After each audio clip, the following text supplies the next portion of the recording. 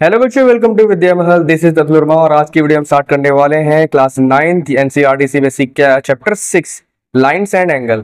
तो ये वीडियो है introduction part of chapter 6 class 9th lines and angle का। जो भी इंपॉर्टेंट चीज होती है उसको हम इस वीडियो में समझ लेते हैं और इसके बाद हम जो है चैप्टर की शुरुआत करेंगे। तो देखिए, सबसे पहले हम पढ़ते हैं लाइन के बारे में। एक्चुअल लाइन क्या होता है? अगर मैं एक फिगर ड्रॉ करता हूं और आपसे पूछता हूं क्या ये लाइन है, what is your answer? This is not a line. क्योंकि लाइन में क्या होता है ना, यहाँ पे दो पॉइंट दे देगा और दोनों तरफ एक एरो बना देगा। ठीक है, मैथमेटिकल लैंग्वेज में एक्चुअल ये है क्या, ये लाइन होता है। इसका मतलब ये होता है, इस एरो का मतलब कि हम इसको राइट साइड में ड्रॉ कर सकते हैं, मतलब और आगे तक बढ़ा सकते हैं, और लेफ्ट में भी आगे तक बढ़ा सकते हैं। ठीक है।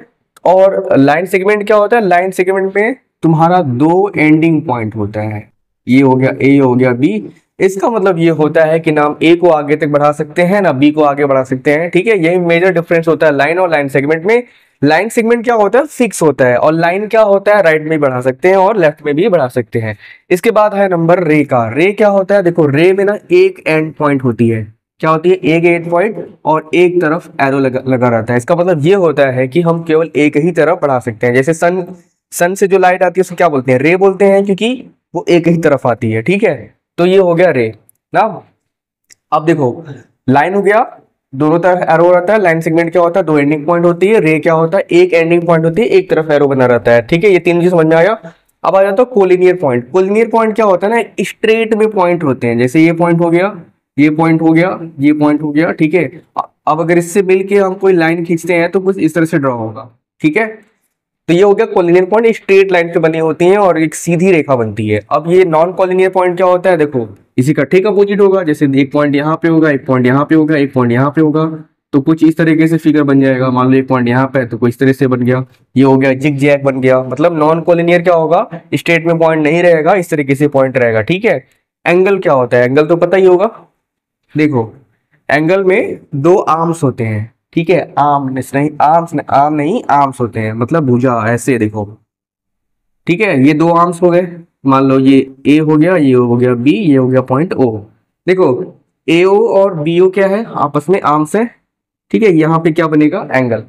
ठीक है, और ये जो ओ पॉइंट है ना, ये ओ पॉइंट क्या है? ये है वर्टेक्स। ओ पॉइंट क्या है? वर्टेक्स।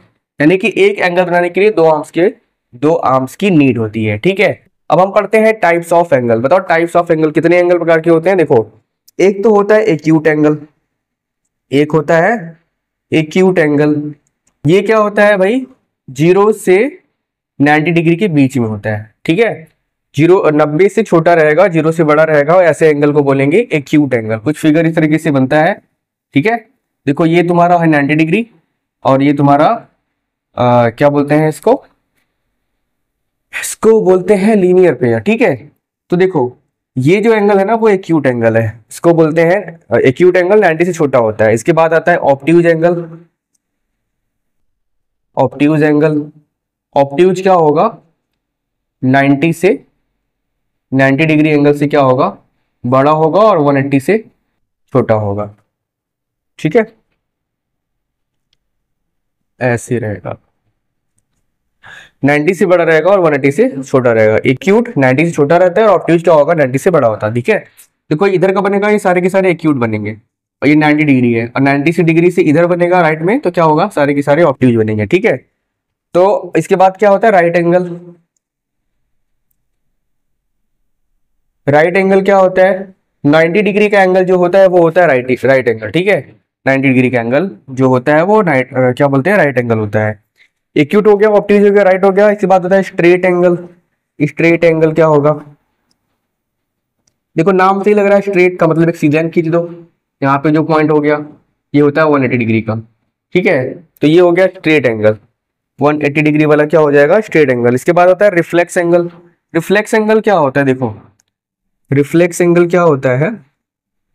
रिफ्लेक्स एंगल देखो, जैसे मान लो यहाँ बता दी, जैसे ये कोई एक्यूट एंगल है। ठीक है, मान लो 60 डिग्री का एंगल है।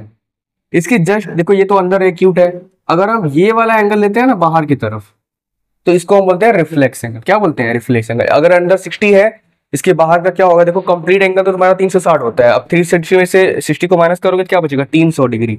तो तुम्हारा ये हो गया रिफ्लेक्स एंगल। ठीक है, समझ में आया? Acute, obtuse, right, straight, reflex angle. Acute angle 90 से छोटा होता है, ऑब्ट्यूज 90 से बड़ा होता है, राइट एंगल 90 डिग्री का ही होता है, स्ट्रेट एंगल 180 डिग्री का होता है, और रिफ्लेक्स एंगल जो है 180 से बड़ा मान सकते हो उसको। ठीक है, और ये इस तरीके से बनता है बाहर की तरफ।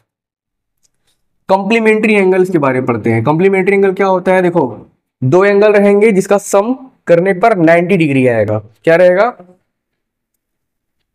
सम of two angle is equal to 90 degree. दो एंगल को ऐड करने पर अगर 90 डिग्री आता है तो वो होता है कॉम्प्लीमेंट्री एंगल। सप्लीमेंट्री एंगल क्या होता है? देखो, sum of two angle is equal to 180 degree. देखो, दो एंगल को जोड़ने पर अगर 180 आता है तो वो होता है तुम्हारा क्या? Supplementary angle. दोनों में कंफ्यूजन कभी कभी होता है, तो कंफ्यूजन दूर हो जाएगा अभी उसी वक्त। देखो, कॉम्प्लीमेंट्री में यहाँ पे क्या लिखा? कम, COM मतलब कम। जो कम मतलब 90 डिग्री, यानी 90 डिग्री वाला कॉम्प्लीमेंट्री एंगल होता है, और सप्लीमेंट्री एंगल 180 डिग्री वाला होता है। इस तरीके से याद कर सकते हो। ठीक है।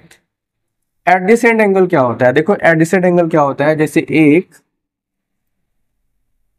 इस तरीके से हमने एंगल बनाया, दो जैसे मान लो ये तुम्हारा हो गया A, ये हो गया B, ये हो गया C, ये हो गया O।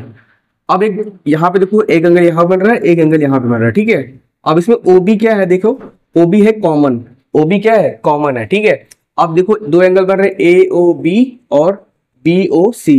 क्या बन रहा है? एंगल AOB और एंगल बन रहा है BOC। ये एंगल आपस में जॉइंट है, यानी कि जॉइंट वाले एंगल को बोलते हैं एडजेसेंट एंगल। सटा हुआ है, देखो इसमें OB कॉमन है, और ये एंगल यहाँ पे, एक एंगल यहाँ पे, आपस में क्या है? जॉइंट है। तो इस जॉइंट वाले एंगल को बोलते हैं adjacent angle. Linear pair of angle, ये भी एडजेसेंट एंगल ही होता है, लेकिन ये स्ट्रेट पे बनता है। किससे बनता है? देखो, स्ट्रेट लाइन बनी है, स्ट्रेट लाइन पे बनी है, तो एक एंगल ये हो गया, एक एंगल ये हो गया। ठीक है, मान लो ये हो गया AB हो गया, और ये हो गया C, ये हो गया O। देखो, AOC बन रहा है और तुम्हारा बन रहा है BOC। ठीक है, लीनियर पेयर। और लीनियर पेयर का जो सम होता है ना लीनियर एंगल का, वो 180 डिग्री का होता है। यानी कि ये वाला एंगल और ये वाला एंगल को अगर हम ऐड करेंगे तो कितना आएगा? 180 डिग्री आएगा। ठीक है, इसके बाद हम पढ़ते हैं वर्टिकली अपोजिट एंगल। देखो, वर्टिकली अपोजिट एंगल क्या होता है? जैसे दो स्ट्रेट लाइन आपस में काट दी ऐसे। ठीक है, तो एक एंगल यहाँ पे बन गया। अब बताओ, इसका अपोजिट कहाँ पे आ रहा है? इसका अपोजिट यहाँ पे आ रहा है, तो ये वाला तुम्हारा हो गया वर्टिकली अपोजिट एंगल। और एक चीज, वर्टिकली अपोजिट एंगल जो होता है वो इक्वल होता है आपस में। क्या होता है? अगर इक्वल, अगर ये 60 डिग्री का है ना, तो ये भी कितने डिग्री का होगा? ये भी तुम्हारा 60 डिग्री का होगा। ठीक है। Intersecting and non intersecting lines क्या होती है? देखो, ये तो सिंपल है। इंटरसेक्टिंग का मतलब एक दूसरे को काटती हो, तो ये हो गया इंटरसेक्टिंग लाइन। और नॉन इंटरसेक्टिंग लाइन या फिर पैरेलल लाइन बोल सकते हो इसको, जो एक दूसरे को ना काटती हो, ये तुम्हारा पैरेलल लाइन हो गया। ये हो गया इंटरसेक्टिंग लाइन। पैरेलल लाइन देखो ऐसे ही बन सकता है। ठीक है, तो ये हो गया चैप्टर का इंट्रोडक्शन पार्ट। हम इसके नेक्स्ट वीडियो में सॉल्व करेंगे एक्सरसाइज 6.1 के क्वेश्चंस को। आशा करता हूँ ये इंट्रोडक्शन पार्ट का आपको समझ में आया होगा। फिर भी कोई कंफ्यूजन रहता है तो कमेंट बॉक्स में जरूर बताइएगा। ठीक है, वीडियो अच्छा बिल्कुल लाइक करिएगा, और चैनल पर नए हैं चैनल को प्लीज सब्सक्राइब कीजिएगा। मिलते हैं नेक्स्ट वीडियो में, तब तक थैंक यू सो मच।